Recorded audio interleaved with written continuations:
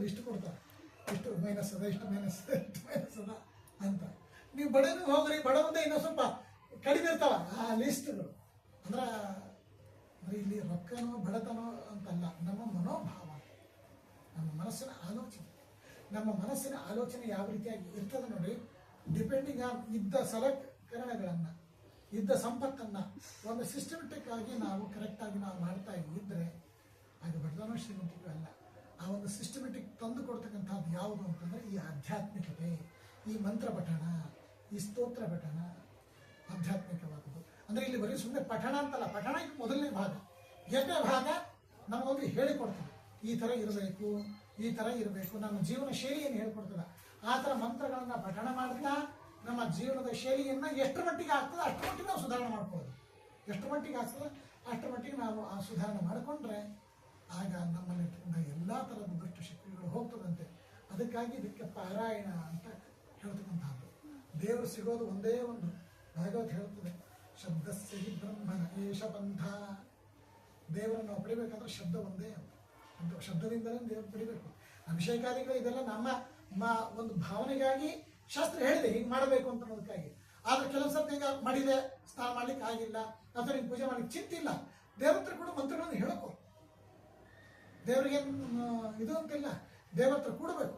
ಕೆಲವರು ಹೇಳ್ತಾರೆ ಇಲ್ಲ ತಲೆ ಮೇಲೆ ಮಾಡಿದ್ರೆ ಸೈನಸ್ ಆಗ್ತದ, ಬೇಡ, ದೇವ್ರ ಹತ್ರ ಕೂಡು. ದೇವ್ರ ಪೆಟ್ಟಿಗೆಗೆ ಅಷ್ಟಾಂಗ ಕುಂಕುಮ ಅಥವಾ ಹೂವು ಏರಿಸು, 10 ನಿಮಿಷ ಕೂಡು, ಧ್ಯಾನ ಮಾಡು, ಮಂತ್ರಗಳನ್ನ ಜೋರಾಗಿ ಹೇಳು. ಸುಮ್ಮನೆ ಇದು ಅಂತಲ್ಲ. ಈಗ ಅದೊಂದು ಥೆರಪಿ ಇದೆ. ಏನು ಥೆರಪಿ ಇದೆ? ನಾವು ಬರ್ತಕ್ಕಂಥ ಮಂತ್ರಗಳನ್ನ ಜೋರಾಗಿ ಹೇಳಬೇಕು ಅಂತ. ಇದೇ ನಮ್ಮ ಶಾಸ್ತ್ರ ಹೇಳ್ತಾ ಇದೆ, ಬೆಳಕಿನ ಹೊತ್ತು ಜೋರಾಗಿ ಹೇಳೋದಲ್ಲ, ಬೆಳಕಿನ ಹೊತ್ತು ವೇದ ಪಠಣ ಮಾಡಬೇಕು, ಮಂತ್ರಗಳ ಪಠಣ ಮಾಡಬೇಕು.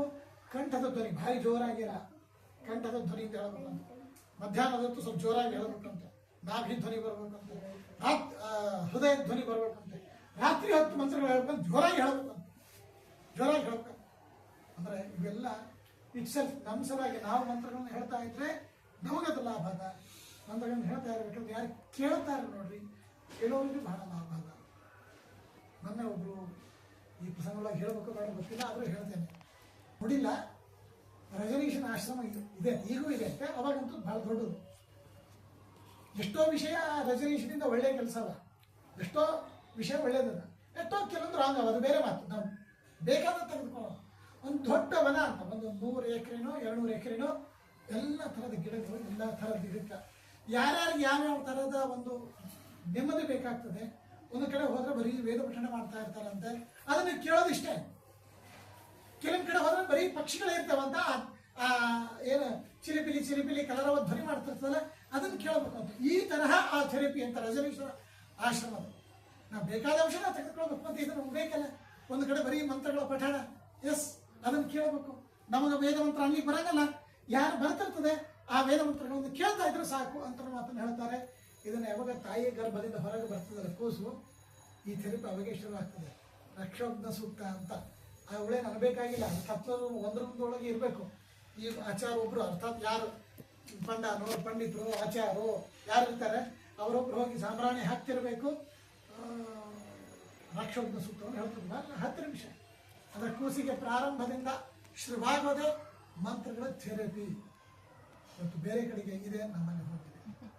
ಯಾಕೆ ನಾನು ಈ ಮಾತನ್ನು ಹೇಳ್ತಾ ಇದ್ದೀನಿ ಅಂತಂದರೆ, ಈ ಮಂತ್ರಗಳ ಪಠಣ ಅನ್ನೋದು ಅಂದರೆ ದೀಪ, ಹೂವು, ಶಬ್ದ, ಮಂತ್ರಗಳು ಇದೆಲ್ಲವೂ ಕೂಡ ನಮ್ಮ ಒಳಗಾಗಿದೆ. ನಮ್ಮ ಮನಸ್ಸಿನಲ್ಲಿ ಪಾಸಿಟಿವ್ ಆಗಿ ಮಾಡೋದಕ್ಕಾಗಿ.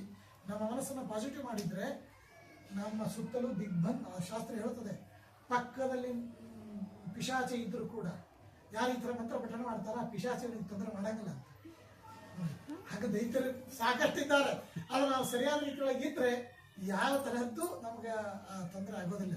ಯಾರು ಗಾಯತ್ರಿ ಜಪ ಮಾಡ್ತಾ ಇದ್ದಾರೆ ನೋಡಿ, ಬೆಳಗ್ಗೆ ಸಾಯಂಕಾಲ ಯಾರು ಗಾಯತ್ರಿ ಜಪ ಮಾಡ್ತಾ ಇದ್ದಾರೆ, ಯಾವ ಮಾಟ ಮಂತ್ರ ಯಾವುದೂ ಕೂಡ ಅದು ಪರಿಣಾಮವಾಗೋದಿಲ್ಲ ಅನ್ನೋ ಮಾತನ್ನು ಹೇಳ್ತಾ ಇದ್ದಾರೆ. ಆ ಹಿನ್ನೆಲೆಯಲ್ಲಿ ನಾವು ಪ್ರತಿಯೊಬ್ಬರ ಮನೆಯಲ್ಲಿ ಕೂಡ ಇದನ್ನು ನಾವು ಮಾಡ್ತಾ ಇದ್ದೇವೆ. ಎದಕ್ಕೆ ಅಂತ ಕೇಳಿದ್ರೆ, ದುಷ್ಟವಾದ ಶಕ್ತಿಗಳು ಹೋಗಬೇಕು, ಪಾಸಿಟಿವ್ ಆದ ಒಂದು ಎನರ್ಜಿ, ದೇವತೆಗಳ ಒಂದು ಸನ್ನಿಧಾನ ಬರಬೇಕು ಅಂತ ರಾಯರ ಒಂದು ಆರಾಧನಾ ನಿಮಿತ್ತಕವಾಗಿ ಇದನ್ನು ನಾವು ಮಾಡ್ತಾ ಇದ್ದೇವೆ. ನಿಜವಾಗ್ಲೂ ಇದು ರಾಯರಾರಾಧನೆ ನಿಮಿತ್ತ ಅಂತಲ್ಲ. ಇವತ್ತಿನ ಕಾಲದಲ್ಲಿ ವೃತ್ತಿ ಜೀವನದಲ್ಲಿ ಸಮಯ ಸಿಗಂಗಿಲ್ಲ. ಅಟ್ಲೀಸ್ಟ್ ಈ ಒಂದು ಟೈಮ್ ಪಾಯಿಂಟಲ್ಲಿ ಆದರೂ ನಾವು ಪ್ರತಿ ದಿವಸ ಮಾಡೋಣ ಅಂತ ಹೇಳಿ ಮನೆಗೆ ಹೋಗಿ ಈ ಒಂದು ಅವೇರ್ನೆಸ್ ನಾವು ಕೊಡ್ತಾ ಇದ್ದೇವೆ. ಉಳಿದ ದಿವಸ ಮಾಡಬಾರ್ದು ಅಂತಂತಲ್ಲ, ಮೊದಲಿಗೆ ಮಾಡಲೇಬೇಕು, ಅಂದರೆ ಅನುಕೂಲ ಸಿಕ್ಕಾಗ ಮಾಡಲೇಬೇಕು. ಒಂದು ಟೈಮ್ ಬಾಂಡ್ ಇಟ್ಕೊಂಡು ಇದನ್ನು ನಾವು ಮಾಡ್ತಾ ಇದ್ದೇವೆ. ಹರಿವಾಯುಗಳು ಎಲ್ಲರಿಗೂ ಕೂಡ ಅನುಗ್ರಹ ಆಗಲಿ ಅಂತ ಹೇಳ್ತಾ ಎರಡು ಮಾತುಗಳನ್ನು ಮುಗಿಸ್ತಾ ಇದ್ದೀನಿ. ಶ್ರೀಕೃಷ್ಣ.